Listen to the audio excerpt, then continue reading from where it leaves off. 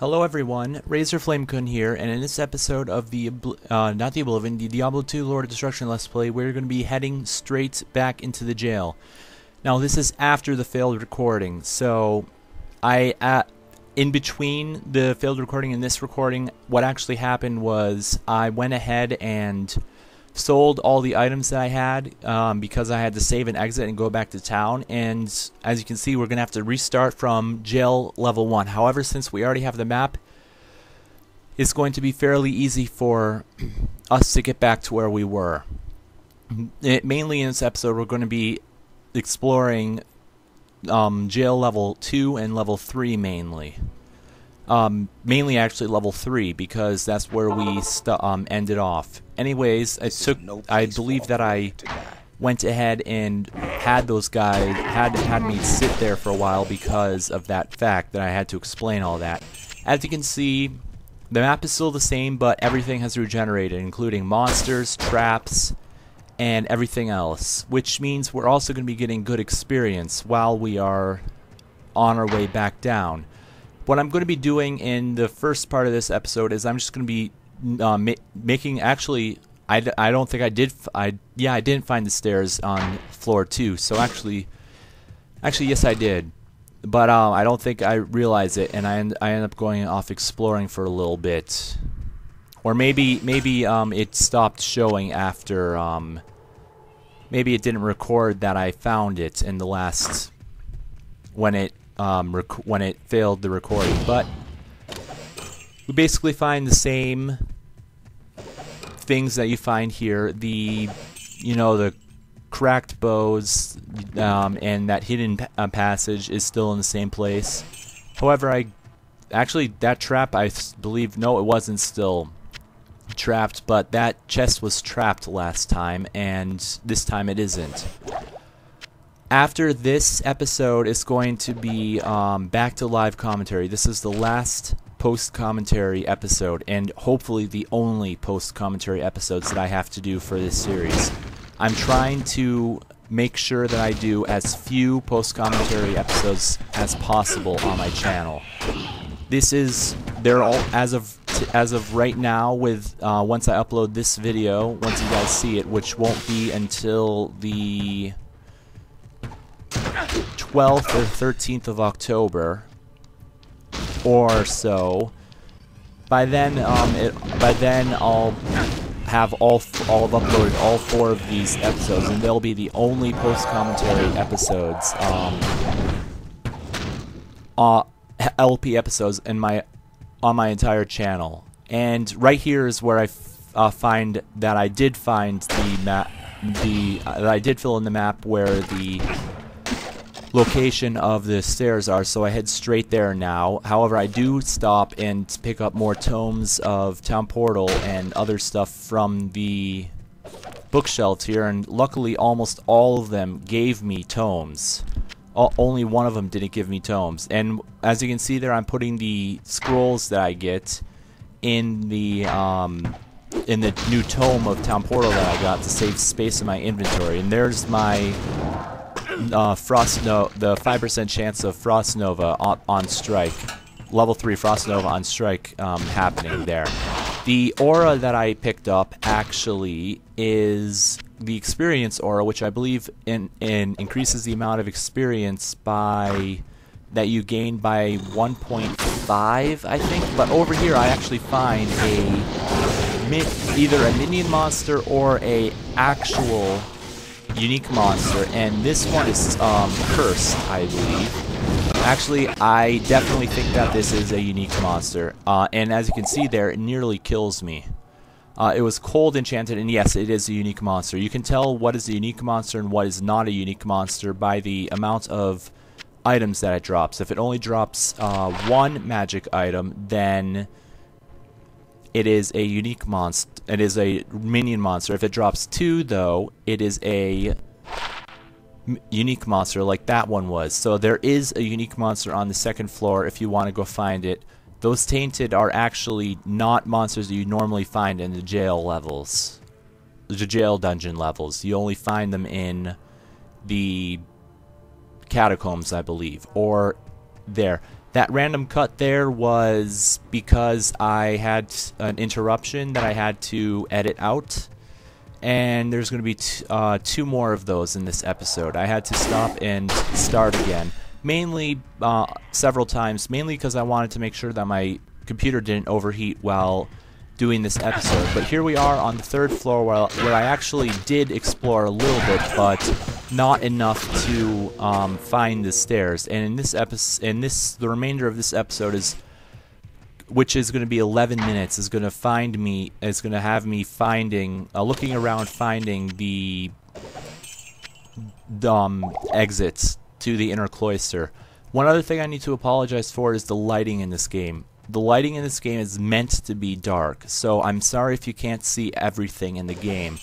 However, it was the way that the game was designed, so there's really no way that I can change that unless I change the brightness, and that really screws me up. It just screws up the game for me. The ambiance and everything just goes to hell if I change the brightness. So I'm not going to be doing that. And there's nothing I can do editing-wise to make it to change it to make it brighter in terms of making it better. But here's another minion monster.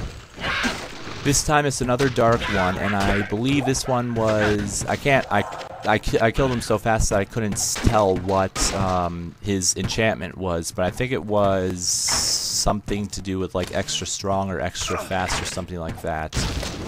But in here there was that archer, and there's a few more dark ones in here. We won't start seeing the shamans though until I think the catacombs, or if this dungeon does indeed have 4 floors, on the 4th floor, but I don't think this dungeon has 4 floors. I think it only has 3, although I haven't played this game in so long that I probably completely forgot how many floors this dungeon had. This part of the monastery dungeon has. I think it has 4, although part of me is thinking 3. I guess we'll find out later on. I found some superior throwing axes. First time that we get those, we find those as a drop in the game, which I find to be really nice. We got a bunch of scrolls, which has been a theme in this so far, is finding crap tons of scrolls. And one thing that I do need to mention is that was another little cut there to make sure that I was still streaming and everything. As you can see, I no longer have my hireling. That's because I have a fight with a new kind of champion, or a new kind of monster called a ghostly monster. And I actually switched to Defiance for this battle only, with the 2 champion bone archers and the ghostly bone archer, which actually has the ability to freeze you, or not freeze you, but slow you down. And I didn't know that they could do that because I didn't really fight many of them, because they're sort of rare. But as you can see, I almost died several times. There was actually, I think, 3 champions in that ghostly, so there was a total of 4 in there. And as you can see, I just used a quick key to get back to that there really quickly. Also, I believe that I am full. Yeah, I am full, because I picked up so many damn bows. So I think I go back to town, I think.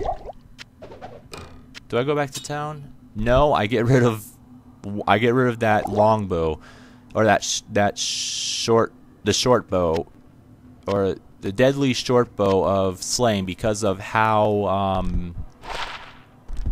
pretty much how I knew I wouldn't get too much for it. But I got a whole bunch of other items, and I am gonna go back to town fairly soon, I think. Hopefully I do. If I don't, I don't know what I'm thinking if I don't go back to town, because I'm full. Come on, why am I not going back to town? Anyways, it's always it's kind of nice to post commentate, because you can kind of laugh at yourself at what you were doing, such as what I'm doing here, where I'm not teleporting back to town when I need to, or I don't need to yet, because I can pick up 1 more item if it's good enough. What the heck was that I picked up? I have no idea what I picked up. I think it was a gem, but I don't. Part of me is actually saying that it wasn't. Oh, what was that I picked up? Gnarled staff, first one we see in the game. And actually, I think I bring it back. I do bring it back to town. I remember now.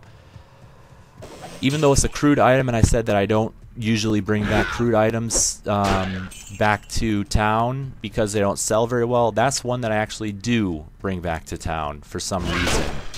And here I am getting ahead of myself by quite a bit again. As I've said before, Holy Fire against these guys actually deal a lot of, you just deal a lot of group damage and can really go back super fast. Just kill them super fast. And there I am checking the Frost Nova boots again, or the Frost Shield boots, when I really didn't need to. I'm still checking them, and I don't know why. I think I'm explaining it. Yeah, I probably am explaining it. Basically, whenever a monster hits you, it has a 5% chance of casting that spell. Other than that, there's not really much to explain. I think I go through, talk about stats and everything for the upcoming battle. What you want to do is, what I want to do right now is, my dexterity is actually fairly low, so the next level up I'm going to be spending points into dexterity because dexterity determines how often you hit. And right there I was explaining, I guess I was explaining about the different weapon sets. You have 2 different weapon sets in the game, which you can switch to using the W key. And I'm explaining how it's very uncommon to have this many gems this early on in the game. You usually don't have this many gems this early on in the game. But I go ahead, go to Charcy, and start selling stuff like crazy. And I get a fairly decent amount of money. Not too much, though. I don't think I get that much. I think something like, yeah, like 6,000-7,000, which is about what I should be getting at this point in time. So I go ahead and close that. Good day. And I go back into, I go and, don't know, oh, I go and resurrect my hireling again for 900 gold because I can afford it. And then I think I go to Geed. In the future, I'm not going to be going to Geed in the future. In the future acts. It's only in the first acts that I find it, the first act that I find it helpful to go to Geed and gamble with him. It all depends on how much gold you have in relation to how much they cost, the items cost. Items are fairly non-expensive right now, at least the weapons and the light armor are, but the heavy armor and stuff is actually starting to get fairly expensive. And anyways, I'm just explaining about the weapons that you can find in here, and how they are from, some of them are from the next act, which can be very helpful, especially that battle axe. That's a two-handed weapon though, and I don't like two-handed weapons. I like holding a shield because it gives more defense, and the more defense you have, the less damage you take, in my opinion, so that's why I do that. I carry a shield as well as a sword. Anyways, I have 30k gold right now, and we head back into the jail, level 3. Again, I apologize if you can't see much because of the darkness, but there isn't much to the first act after this part of the dungeon. We have the inner cloister, which I get to in this video. Then we have the catacombs, and the catacombs are that is where things start to get pretty difficult for unprepared people. You want to be extremely prepared for that. The catacombs, because the catacombs can kill an unwary adventurer pretty quickly if you don't know what you're doing, because there are going to be new enemies that appear in the catacombs that we're going to have to deal with, and some of them are very deadly, especially in the lower levels of the catacombs. I'm not talking about Andariel. Of course, she's the deadly one, but right here I find another one of those hidden rooms. And that was a trapped chest, which burst into flames when I opened it, so I had to go and run back away from it so I didn't get burned. When you step in fire, I believe I explained this already, but when you step in fire, you stand in it for a period of time, you actually start losing a fair bit of health. every couple of seconds. I think it's like every 2 seconds you lose a little bit of health, so you want to keep that to a minimum. But right here, I think I just let the aura do most of the work for me. It kills pretty much all of the guys, and that whole thing turns out to be dead end, so I'm sort of puzzled as to where to go next, but then I go and see over on the left-hand side of the map where I'm going right now, and I apparently missed that tome I've identified, but over here is where we haven't explored, and this turns out to be where the area that I need to go explore is in order to find where the area. I think this is the inner cloister here, I think. I can't remember. Nope, it's just another room with a bunch of random stuff in it, and a weapon and armor rack, which can be fairly interesting. That's why you don't pick up guitars, because they very rarely have anything good on them. But we actually continue west, oddly enough, and there's a bunch of barrels here, and we go into the inner cloister. I just skipped the barrels because I wanted to get to the inner cloister as fast as possible. There's the waypoint, which is what the goal was for this episode, and here is where I believe they introduce you to the shamans, I think. But I just picked up a gem there. But right here is where the other new unique monster was supposed to be, but they took him out. Anyways, that's it for this episode. In the next episode, which is going to be live commentary, I go through the inner cloister and the remainder of this dungeon. Until next time, this has been Razorflamekun, and may all of your days shine brightly.